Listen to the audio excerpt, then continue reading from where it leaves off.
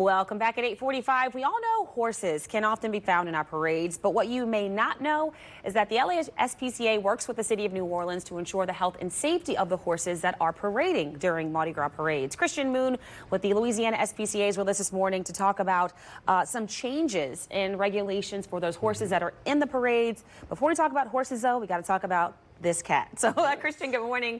Thank you for being with us. And who did you bring? Of course. I brought Donut with me. Donut is 1 year old. He was actually found during the snowstorm. So, he is a survivor. He's a survivor. He came to us with a little wounded foot, but he's doing better now. But he's just as sweet as can be. How did he do in the car ride over? He did well in the car ride. He just rested for a second, but when he got here, he was like, it's time to be on TV. Time to be on TV and explore. And stunning Siamese cat with really beautiful eyes. Yeah.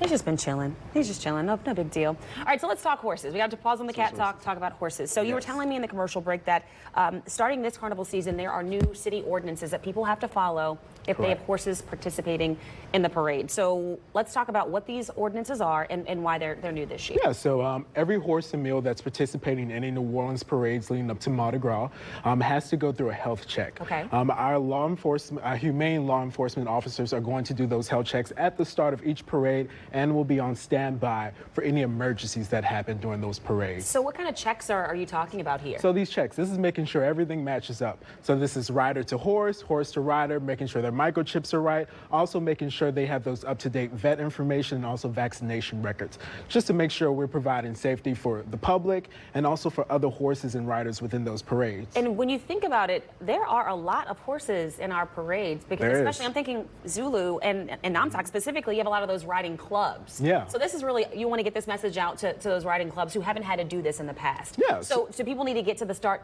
point earlier to do this, or what is anything in that regard? So these actual inspections, this is just done for people who have already registered. Okay. So all the groups and crews that are part of these parades have already pre-registered with the Louisiana SPCA and with the city to make sure they can be out there. They're going to have those hip tags to make sure we know who's out there, who's going to be the rider, which groups, how many horses they're going to have.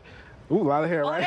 I was like, whoa. Yeah. So everything, all that information is sent to us prior. Our enforcement officers just go out there to make sure everything is correct while we're there. Can the groups find out any information? Well, you said they're pre-registered, but is there any additional information they can find on your website? So if there is a situation where your horse isn't registered and you guys are going to be in a parade coming up, you can go to our website, fill out that form, have that filled out, and then we can move forward with that. But also make sure have all your updated vaccination records and also your vet information as well. You don't want to get pulled from the parade as you're there at the start point, because that's a whole thing. Oh, and Donut's over it. But I think the big thing is we're just here to make sure the public is protected, everybody's safe. If you see a situation at home or any parade goers that is uncomfortable or that is dangerous, don't engage, but make sure you are there, be aware, be safe, protect yourself, protect your loved ones, and videotape it. Gotcha. Let your officers know, and our humane law enforcement officers will be there to help. All right. Well, Christian, thank you so much for your time. Thank you. I'll let you go because Donut's like, look, I've chilled long enough. I'm about to take a leap. So I'll let you take